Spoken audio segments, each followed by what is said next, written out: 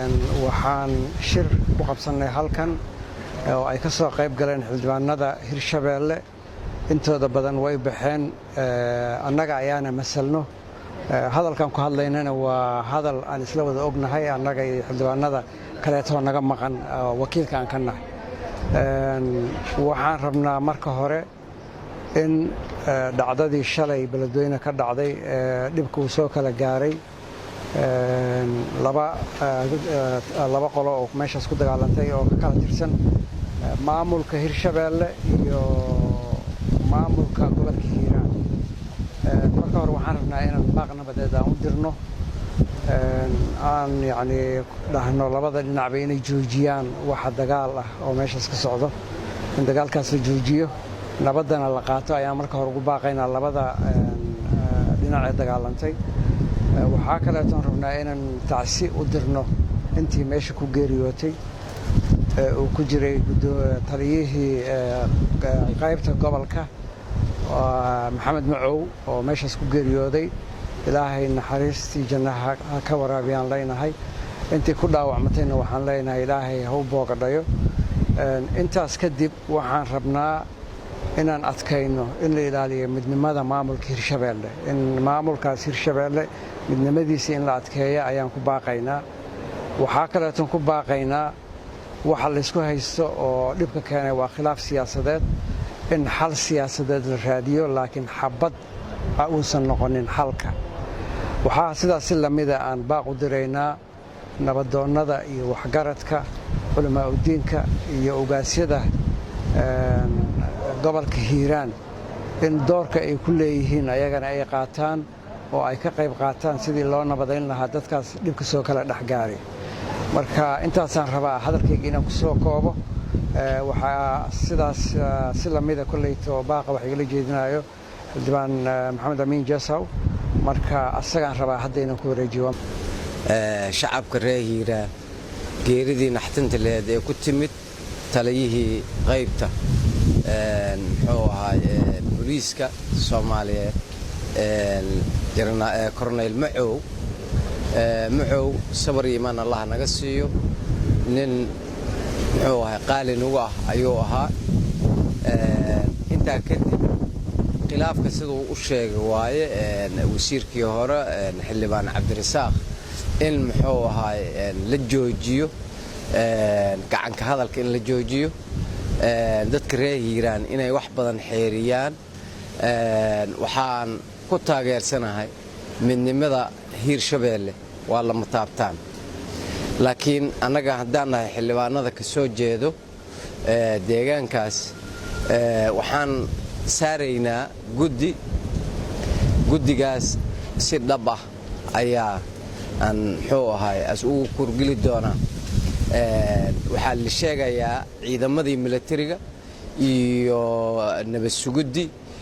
iyo booliiskii oo waliba qaarkood ay yihiin militariga hadda waa ogtiino waa federal ayaa ku jira la leeyahay oo arintaas lug ku leh marka haddii arintaas ay cadaato waxaan kula xisaabtami doonaa xukuumadda Soomaaliya oo aan isleenahay inay xakameyn waysi militarigeedii oo ay arintaas haddii cadaato sida dadka ay noo sheegayeen noocaas waxa kaliya aan rabnaa waxa weeye guddi baan saaraynaa insha Allah waxaan maqlayaa xukuumadana inay guddi saarto baaritaankaas waan ka wada qayb galaynaa xildhibaanada ka soo jeeda deegaanka dad ay u dirayeen hadduu Ilaahay rahmar dhow oo baaritaankaas ka qayb galo wixii xaqiiqo ah hadda dibaan saxaafadu uu sheegi doonaa oo muxuu ahay oo ka soo baxo meeshaas insha Allah laakiin waxaan leenahay waxa weeye in la xalliyo khilaafkaas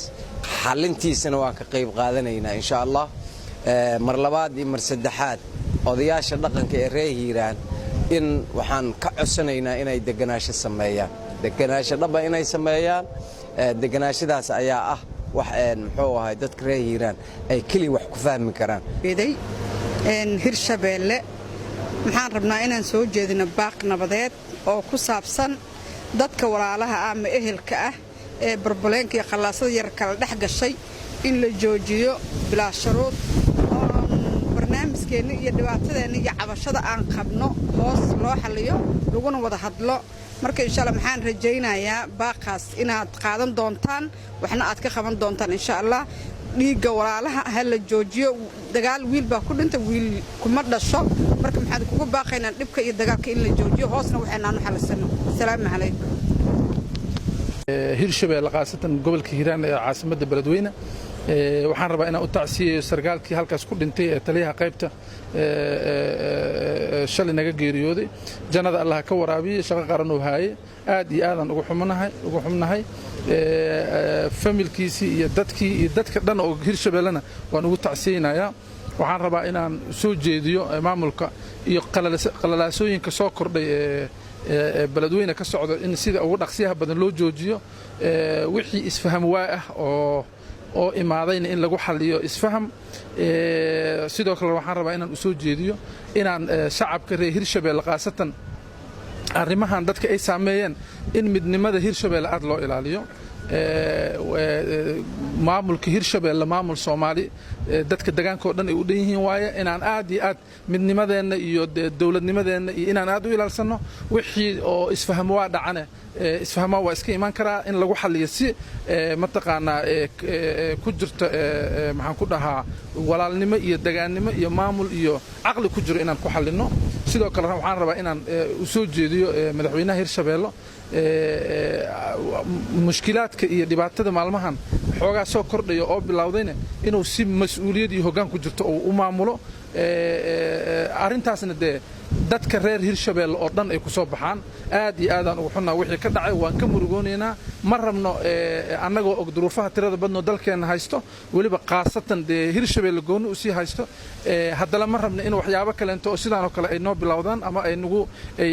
naga sababaan inay dad nagaga dhintaan aad iyo aadaan ugu xunnahay waana mahadsantihin asalaamu calaykum waraxmatullahi wabarakaatu